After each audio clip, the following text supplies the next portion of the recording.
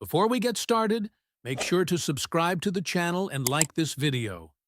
That way, you'll always stay connected to our stories and never miss the next adventure. Nobody wakes up one morning and thinks, you know what? Today, I'm going to get assigned to babysit an apex predator from a species that considers humans to be somewhere between amusing and edible. But that's exactly the kind of thing that happens when you're Vanessa, xenobiology behavioral specialist extraordinaire, and you've made a career out of doing things that make sensible people question your life choices. The transport shuttle hummed as it docked with Station Quantum 9, and Vanessa pressed her face against the viewport like a kid at an aquarium. Except instead of fish, she was looking at a massive orbital platform that looked like someone had taken a dozen different architectural styles, thrown them in a blender, and then scattered the results across 3 kilometers of reinforced titanium and hope. Beautiful, really, if you were into that whole organized chaos floating in the void of space aesthetic. She'd been traveling for 6 days to get here, which gave her plenty of time to read the dossier they'd sent. 3 handlers, 3 failures, 1 very angry Quellan cub, who was apparently so terrifying that grown adults, trained professionals, mind you, had quit rather than spend another day in the same room with it. Him. Her. Them?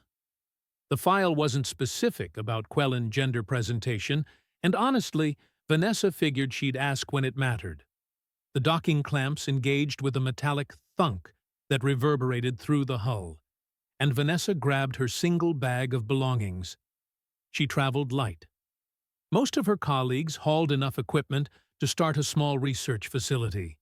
But Vanessa had learned long ago that the best tools for understanding alien species were the ones you were born with: eyes, ears, instinct, and a healthy disrespect for conventional wisdom. The airlock cycled open, and she stepped into Station Quantum 9 properly. The smell hit her first, a mixture of recycled air, ozone from the environmental systems, and something vaguely floral that she couldn't quite place. Probably the Valurian delegates. They secreted some kind of pheromone that smelled like jasmine and made humans slightly dizzy if they weren't careful. You must be Vanessa. She turned to find a man who looked like he'd been born wearing a military uniform and had never quite figured out how to relax. Tall, rigid posture, jaw so tight she was surprised he could speak at all. The kind of guy who probably organized his sock drawer by thread count. "And you must be the welcoming committee," Vanessa said, extending a hand. "Let me guess, Commander. Wolfstead?" He took her hand briefly, the kind of handshake that conveyed absolute minimum social obligation and nothing more. "Commander Wolfstead, yes, administrator of this facility. I'll be overseeing your work with the Quellan trainee." Overseeing. Right. Vanessa followed as he turned and started walking down the corridor at a pace that suggested he had somewhere important to be 5 minutes. Ago. So, 3 handlers in 2 months. That's got to be some kind of record. Wolfstead's jaw tightened further, which she hadn't thought was physically possible. The situation is delicate. The Quellan Collective has agreed to participate in our cooperative training program, but they've made it clear that if this final attempt fails, they'll withdraw from the alliance entirely. No pressure, then. This is not a joke, Specialist. He stopped abruptly, turning to face her. Do you understand what's at stake here? We're talking about a strategic alliance with one of the most formidable species in the known galaxy. The Quellans are apex predators, hunters, warriors. If they decide we're not worth their time, we lose access to their territory, their resources, and any chance of cooperation in future conflicts. Vanessa finished. I read the briefing, Commander. Multiple times. I'm aware of the stakes. They stared at each other for a moment, and Vanessa could practically see him trying to decide if she was insane, incompetent, or both. She got that a lot. Finally, he sighed. Actually sighed, which she took as a minor victory, and resumed walking. Dr. Ambrose is waiting for us in the observation deck. He's been monitoring the trainee since the last handler resigned. Resigned? Is that what we're calling it? Handler Talvek didn't actually resign, Wolfstead admitted. He transferred to a surveyor ship heading for the Outer Rim. Said he'd rather take his chances with uncharted space than spend another day near Nick Shaw. Vanessa whistled low. And Nick Shaw is the cub? The trainee? Yes. Youngest Quellan ever admitted to the program.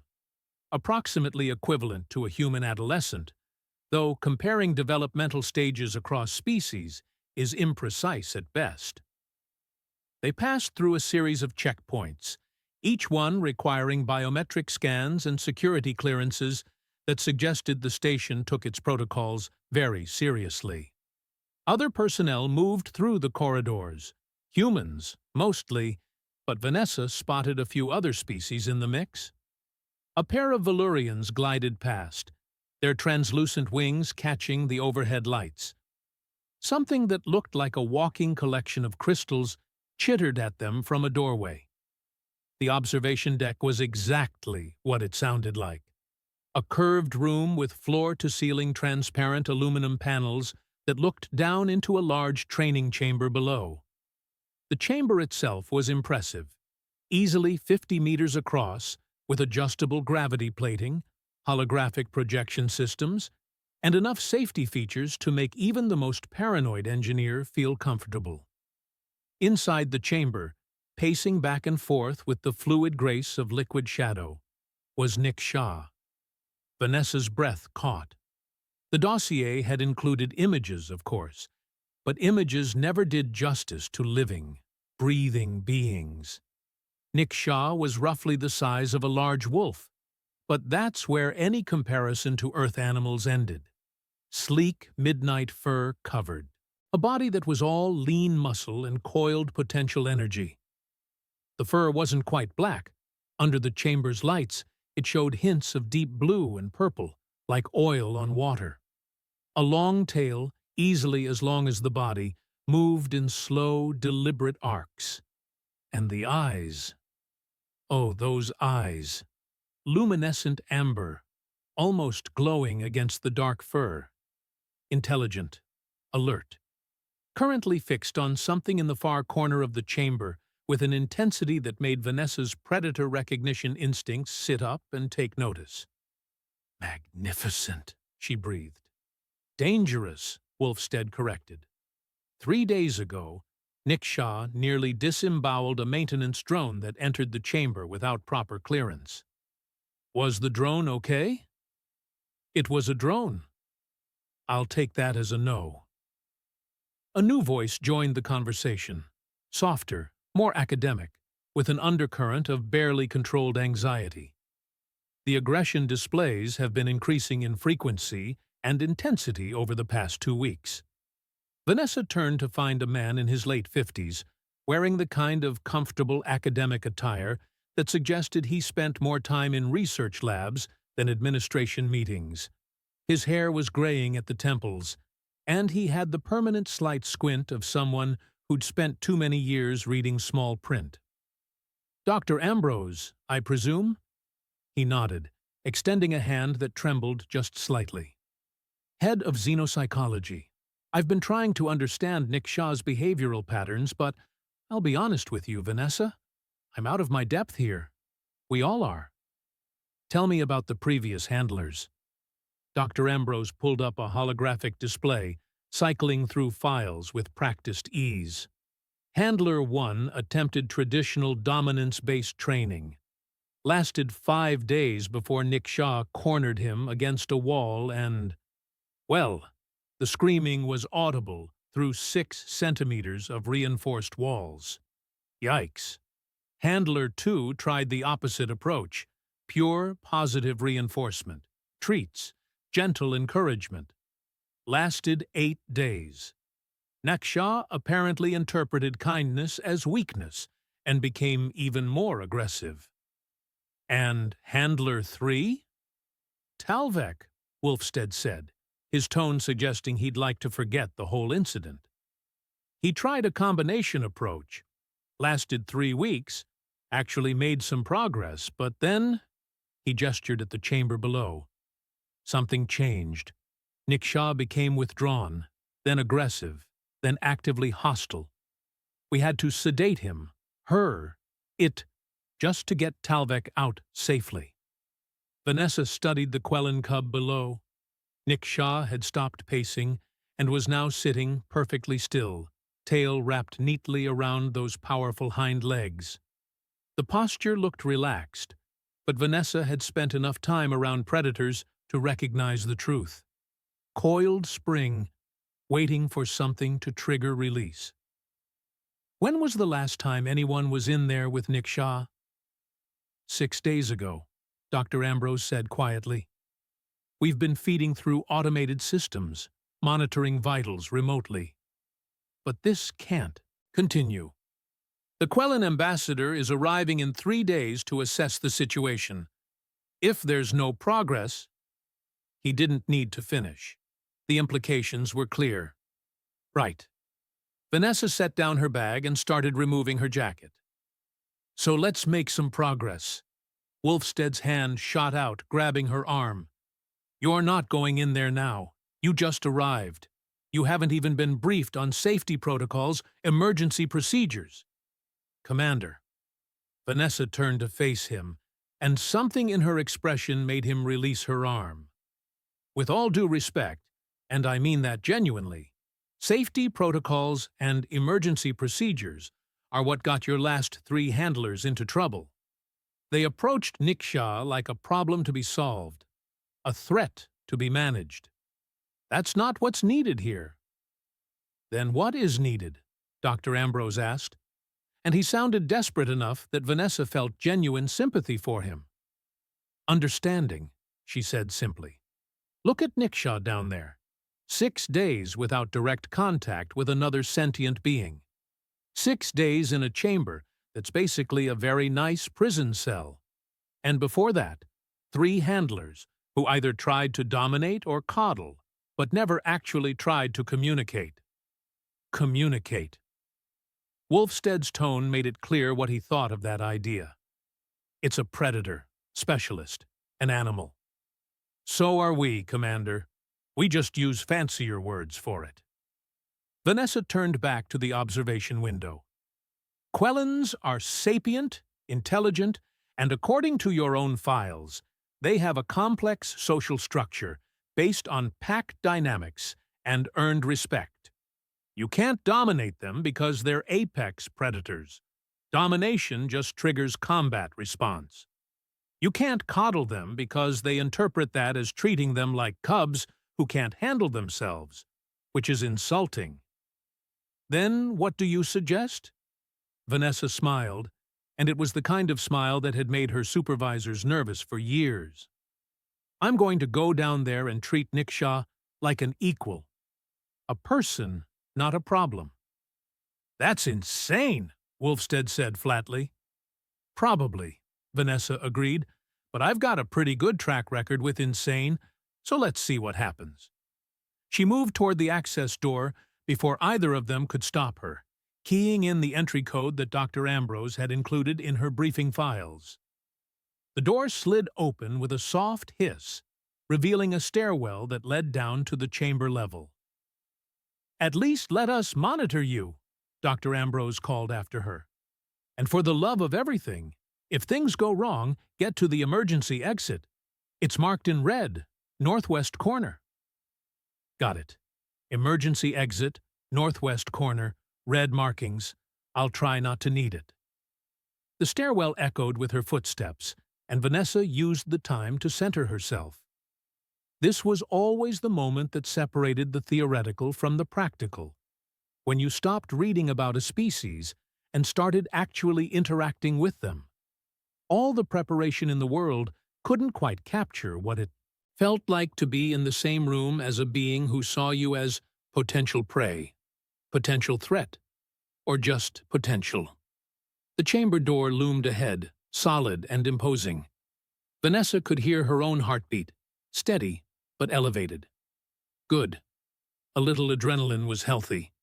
Kept you sharp. She placed her palm on the access panel, and the door began to slide open. Showtime. Acrobatic maneuvers. She'd faced down plenty of dangerous species in her career. Territorial cravians, paranoid synthery, that one memorable incident with the crystalline entity that had tried to absorb her consciousness. But there was something about apex predators that triggered every single one of humanity's ancestral survival instincts. Nick Shaw stopped pacing. That was somehow worse than the pacing.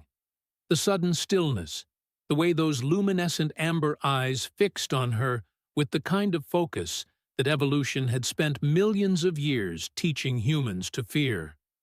The cub's ears, elongated and swept back against that midnight skull, swiveled forward, tracking her every movement.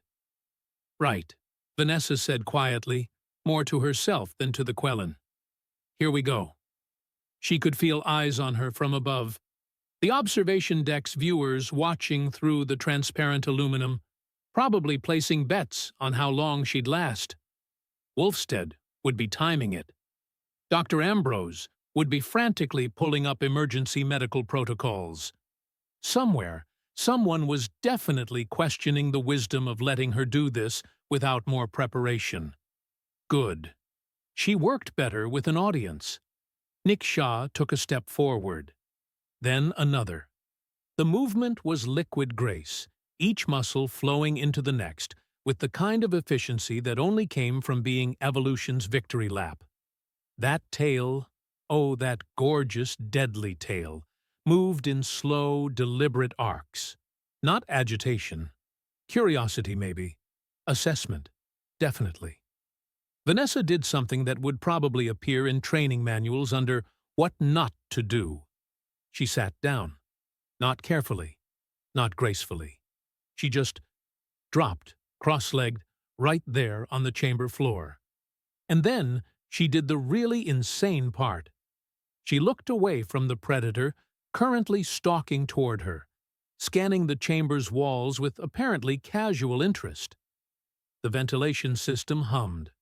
Somewhere above, she was pretty sure she heard Dr. Ambrose make a noise like a wounded animal. Nick Shaw circled her. Once, twice. Close enough that Vanessa could hear the soft whisper of paws on the training mat. Close enough that she caught that scent. Something wild and clean, like thunderstorms over open water. "You know what your problem is?" Vanessa said conversationally, still not looking directly at the cub. "Everyone keeps treating you like you're either a pet or a monster. Must be exhausting." A soft sound, barely audible. Not quite a growl, not quite a huff. Interest, maybe. "For the record," Vanessa continued, "I don't do either. Pets are things you own. Monsters are things you fear. You're neither." Nick Shaw completed another circle, closer this time. Vanessa could feel the displacement of air as that powerful body moved past her shoulder. Every instinct screamed at her to look, to track the threat, to prepare for an attack that might come from any direction. She kept her eyes on the far wall. "You're a person," she said softly. "A very pissed off, very frustrated, very lonely person who's been stuck with handlers who don't speak your language." The growl, when it came, started deep. Deep enough that Vanessa felt it in her bones before she heard it with her ears. The kind of sound that bypassed rational thought and went straight to the lizard brain, screaming, "Run, climb, hide. Anything but stay here with the thing that makes that sound." The room went silent, and Vanessa did possibly the most insane thing she'd ever done in a career built on calculated insanity. She turned to face Nick Shaw, met those luminescent eyes directly, and growled back. Not a human noise. not words shaped like threat. A full-throated, chest-deep primal sound that came from somewhere she didn't even know she had access to. The kind of noise that humans had made before they invented language, back when they had to communicate with everything else that wanted to eat them. Nickshaw's ears shot forward, eyes widening fractionally. Vanessa held the growl, matching the cub's intensity. Not trying to be louder, not trying to dominate, just meeting it, acknowledging it, saying in the most fundamental way possible, "I hear you, I see you, I'm not backing down." The standoff stretched. 5 seconds. 10. Vanessa's lungs burned, but she didn't break eye contact, didn't soften the sound. And then, slowly, incrementally, something changed. Nickshaw's growl shifted pitch. The aggressive edge softened, the threat implicit in the sound bleeding away into something else. Something curious. The cub's posture, coiled and ready for combat, began to relax. Shoulders dropped. Tail stopped its aggressive lashing, moving instead in slower, more contemplative arcs. Vanessa let her growl fade, but held that eye contact like her life depended on it. Because it probably did. Nickshaw took a step closer. Then another. The purr started so quietly that Vanessa almost missed it. But it built. A deep, rumbling sound that resonated through the chamber, through her bones, through everything. Quellens only purred when they felt genuinely safe. When they were with pack, with family, with someone they trusted not to be a threat. The cub closed the distance between them and, impossibly, wonderfully, terrifyingly, pressed that sleek head against Vanessa's shoulder. Vanessa exhaled slowly, raising one hand to rest gently on Nickshaw's neck. The fur was softer than she'd expected, and warm, and the purr vibrated through her entire arm. "Yeah," she whispered. "I see you too." Above them, in the observation deck, she was pretty sure Commander Wolfstead had just experienced a minor cardiac event. Dr. Ambrose was definitely either crying or having some kind of academic crisis. And somewhere, someone was probably recalculating everything they thought they knew about human-Quellen interaction.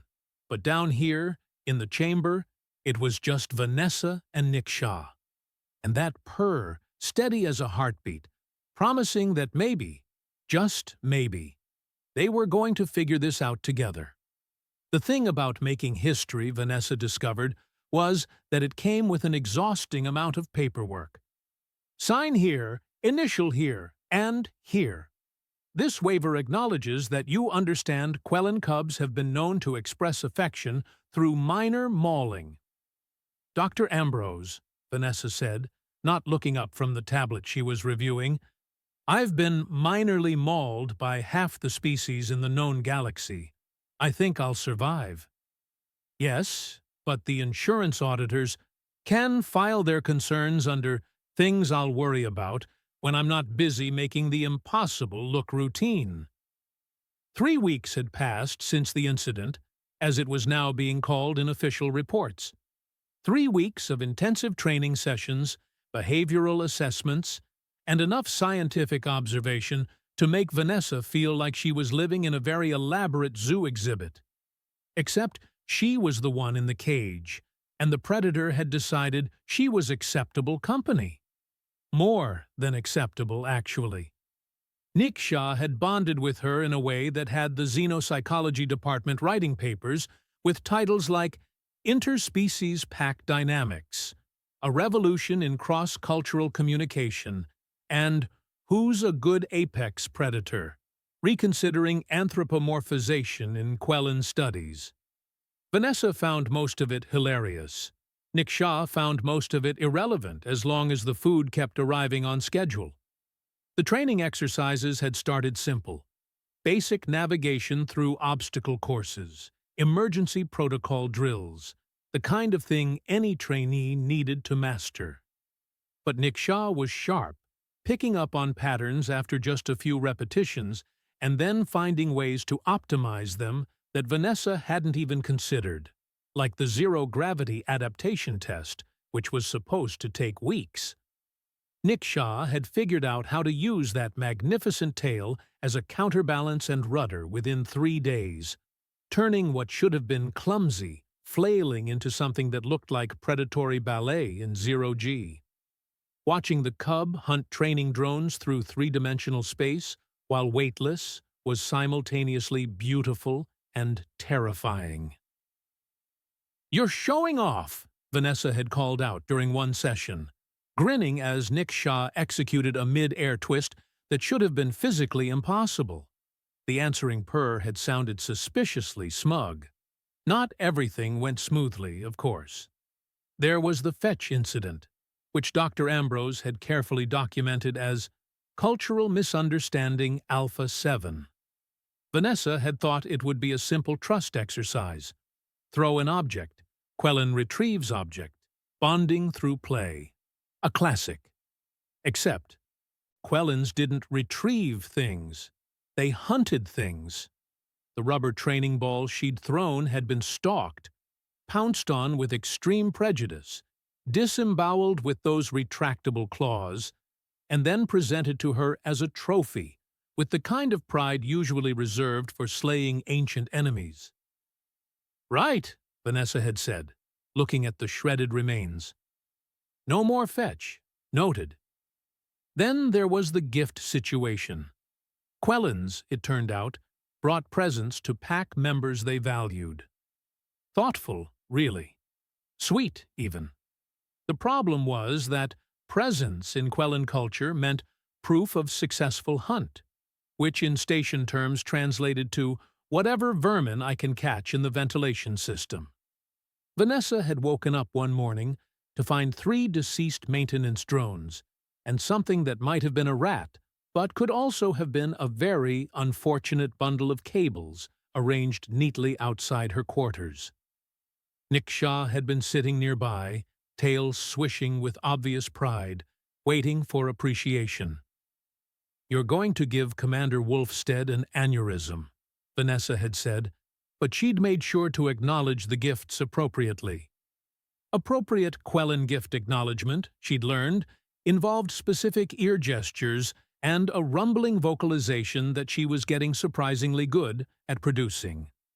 The gifts had escalated from there.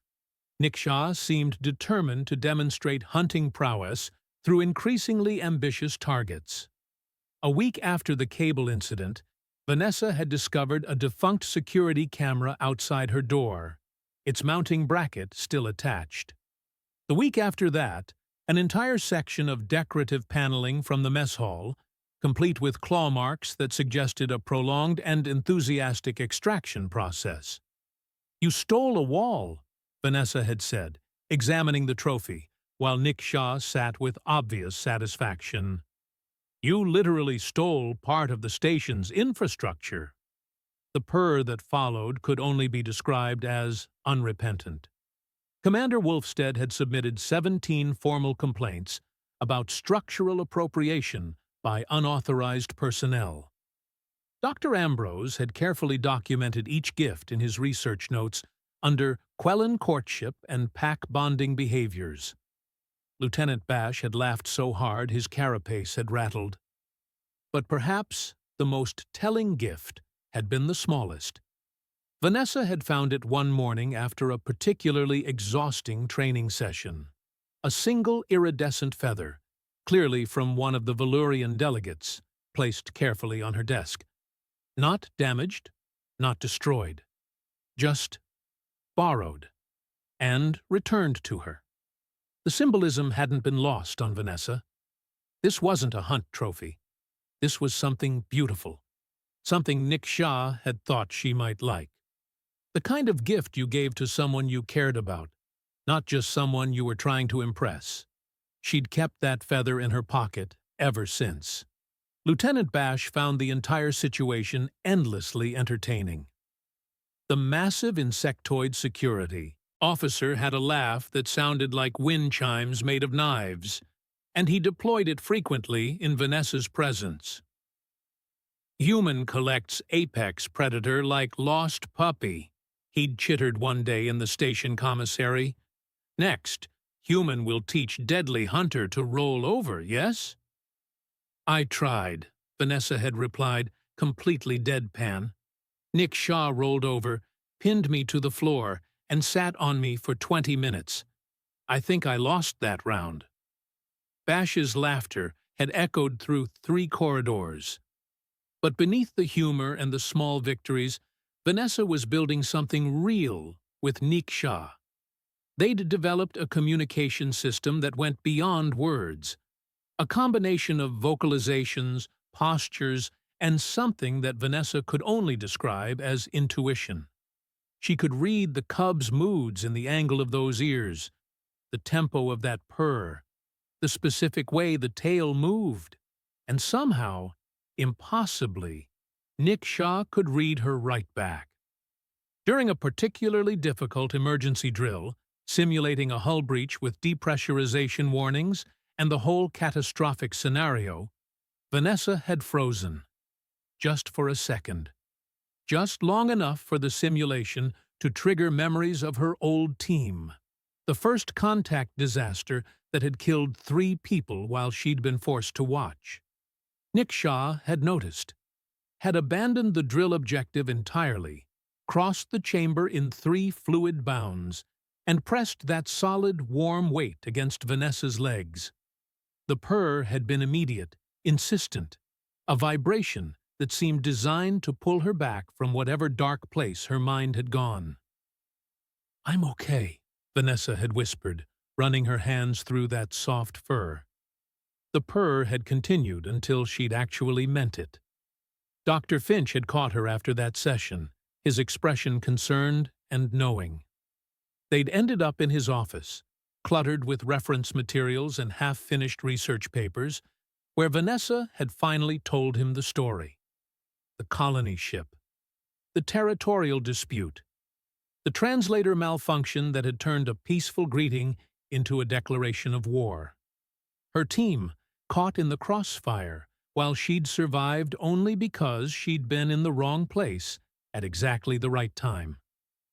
"That's why you do this," Finch had said quietly. "Why you take the assignments no one else wants." "Understanding beats force," Vanessa had replied, staring at the tea he'd made her. "Every single time. If we'd just taken the time to actually communicate, instead of assuming we knew what we were doing, you'd have saved them." "Maybe. Probably. I don't know." She'd looked up at him. "But I can save this, the program, the alliance.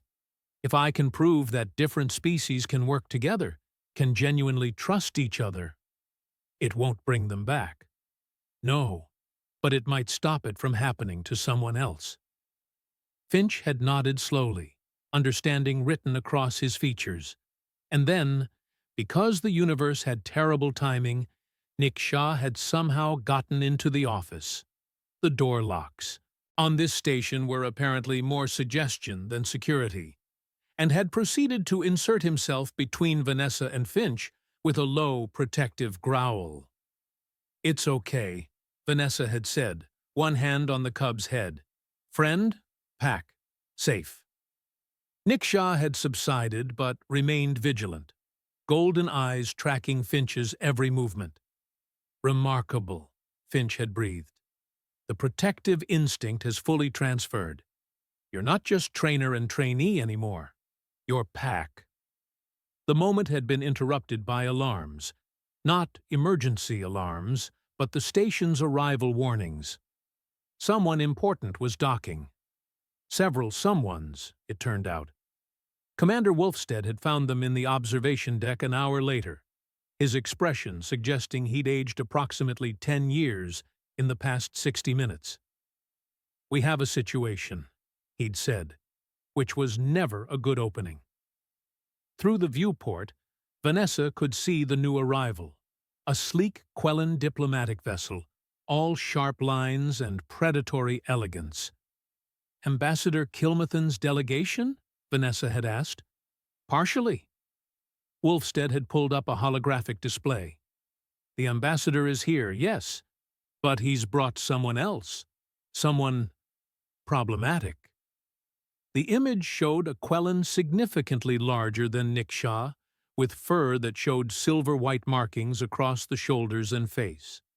Battle scars traced patterns through the fur, and the eyes, those same luminescent amber, held the kind of cold assessment that came from actual combat experience.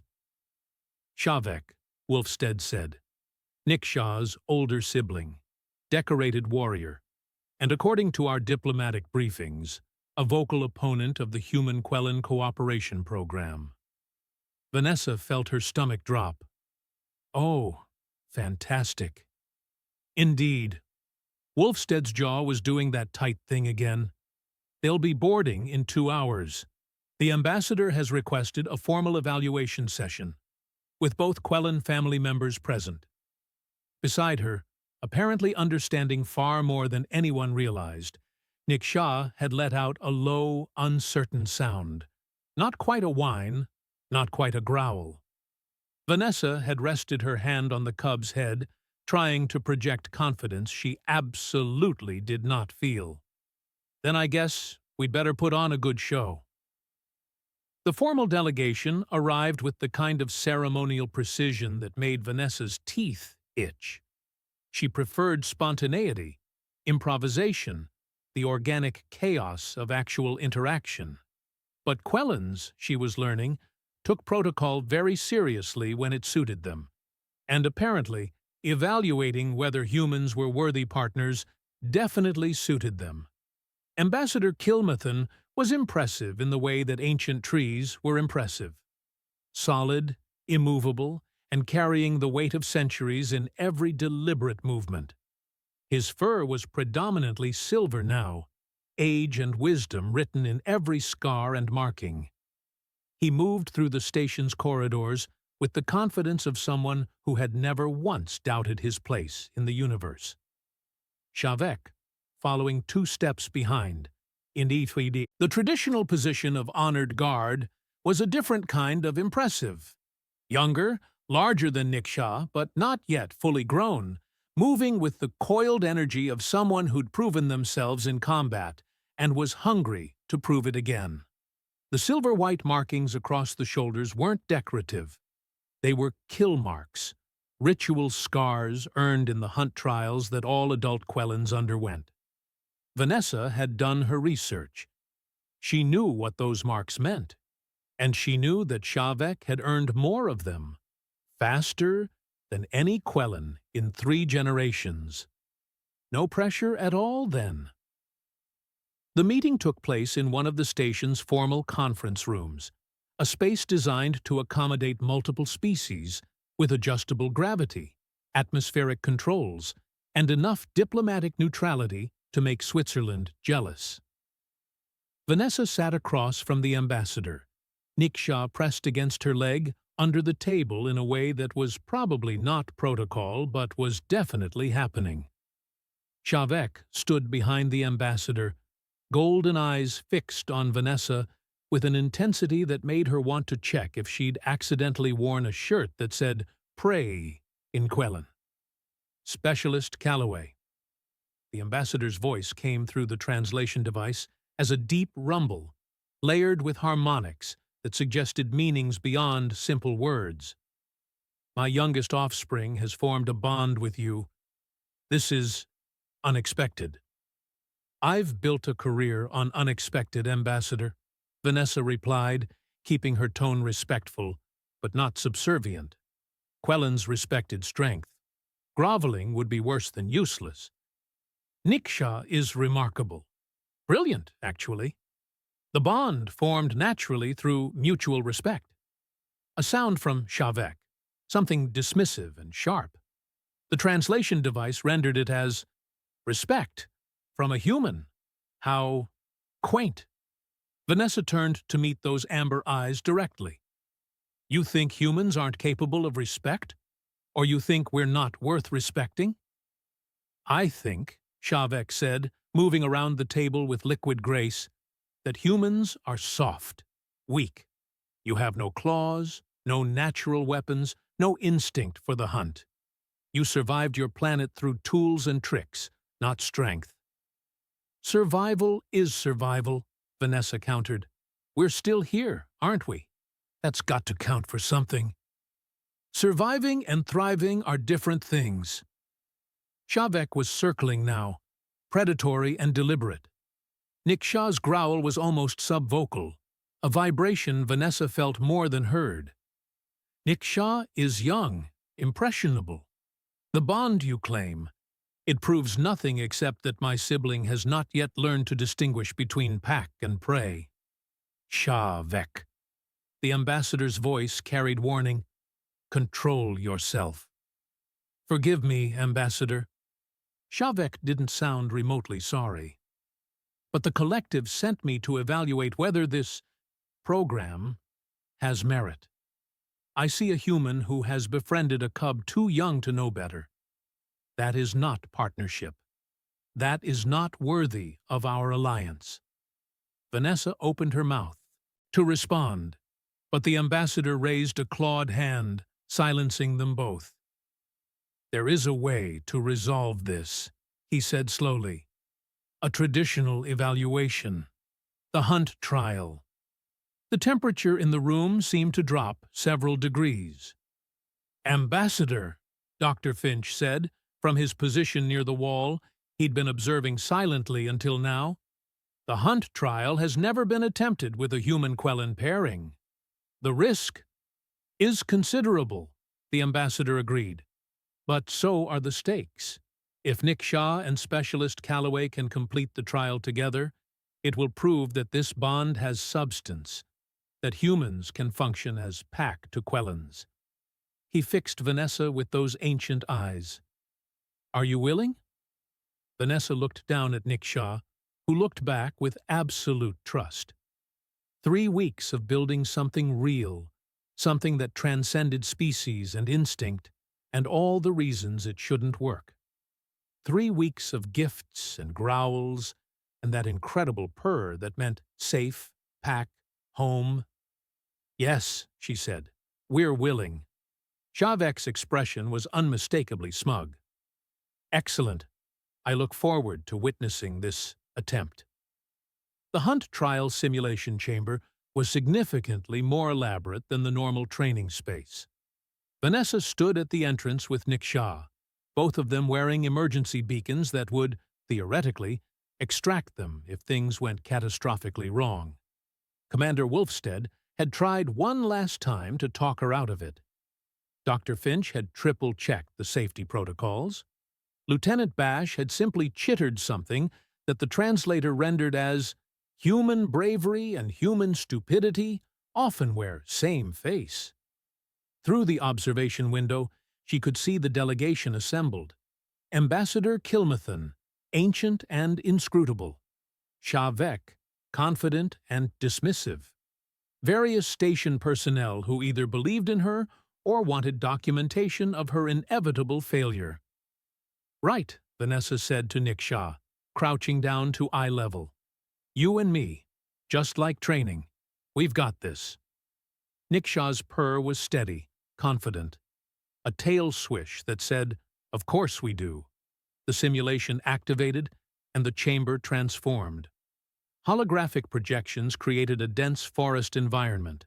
Not Earth forest, but something alien and wild, with bioluminescent flora that cast everything in shades of blue and violet. The objective appeared on Vanessa's heads-up display. Track and secure 3 prey targets scattered throughout the environment. Time limit, 30 minutes. Except hunt trials weren't just about hunting. They were about survival. The environment itself was hostile. Periodic energy storms that forced you to seek shelter. Terrain that shifted and changed.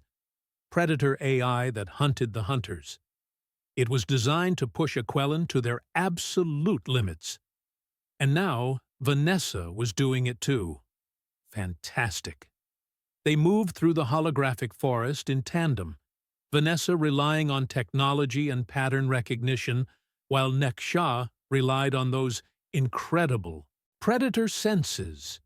They found the first target within 8 minutes, a holographic creature that looked like a cross between a deer and a lightning bolt. Niksha had taken it down with the kind of grace that made Vanessa's chest tight with pride. The second target was harder, requiring them to navigate through a vertical canyon while energy storms crackled overhead. Vanessa had mapped the safe routes, calling out directions while Niksha found the optimal paths with that supernatural spatial awareness. They'd secured it with minutes to spare. They were tracking the third target when things went wrong. The energy storm warning came late. Too late. Vanessa's display flickered, throwing error messages that suggested something was very, very broken with the simulation protocols. The holographic environment glitched, trees vanishing and reappearing in wrong positions, and the storm that materialized overhead wasn't simulation strength. It was real. "Emergency shutdown!" she heard Dr. Finch screaming from the observation deck. "The safety protocols have failed." The energy discharge came from above and behind, and Vanessa's instinct, that stupid, beautiful human instinct, took over. She threw herself sideways, tackling Niksha out of the path, and felt the discharge catch her across the back. Pain, white-hot and absolute, drove the air from her lungs. She hit the ground hard, vision blurring, and distantly heard Niksha's roar. Not a growl, not a purr, but a sound of pure rage and fear that she'd never heard before. Consciousness became a slippery thing. She was aware of movement, of that warm weight pressing against her, of another roar that might have been Niksha, or might have been something else. The simulation was still active, still dangerous, and she tried to move, tried to reach the emergency beacon, but her limbs weren't cooperating. "Niksha," she managed. "Go! Exit! Safe!" The purr that answered was fierce, protective, and absolute. No. Pack stays. Through failing vision, Vanessa saw Niksha do something extraordinary. The cub's paws found the control interface on Vanessa's wrist, the emergency beacon she couldn't reach, and pressed it with deliberate precision.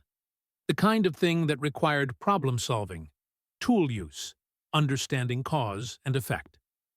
The kind of thing Vanessa had taught, but never expected to matter like this. Alarms blared. The simulation flickered, but didn't deactivate. Something was catastrophically wrong with the system. More energy discharges crackled through the air, and Niksha positioned that sleek body over Vanessa's, shielding her, snarling at the threats that came from every direction. And then, impossibly, Shavek was there. The warrior Quellen had breached the observation deck separation, emergency protocols be damned, and entered the still-active simulation. Vanessa's consciousness was fading, but she saw Shavek and Niksha move together with the synchronized precision of pack, of family, protecting her unconscious form from continued discharges while someone, multiple someones, worked to shut down the malfunctioning system. The last thing she heard before darkness took her was two voices, harmonizing in that Quellen way that meant pack, protection, home. Consciousness returned gradually, bringing with it the smell of medical-grade antiseptic and the steady beep of monitoring equipment. Vanessa's back felt like someone had used it for target practice, which wasn't far from the truth. She wakes. That was Shavek's voice, filtered through the translation device, but somehow softer than before. Vanessa opened her eyes to find herself in the medical bay, surrounded by a collection of faces, both human and decidedly not. Dr. Finch looked like he'd aged another decade. Commander Wolfstead's jaw was doing that tight thing, but his eyes held something that might have been respect. Ambassador Kilmathan sat in a corner, ancient and observant, and pressed against the medical bed warm and solid and purring like a quantum engine, was Nick Shaw. "Hey," Vanessa whispered, one hand finding that soft fur. "We okay?" The purr intensified. The trial, Ambassador Kilmathan said formally, was not completed. By traditional standards, this would be considered a failure. Vanessa's heart sank. However, the ambassador rose, moving to stand beside the bed. Nick Shaw demonstrated the highest value of our people, absolute loyalty to pack, chose to protect rather than to achieve glory, used knowledge taught by human partner to save human partner. Those ancient eyes held something warm.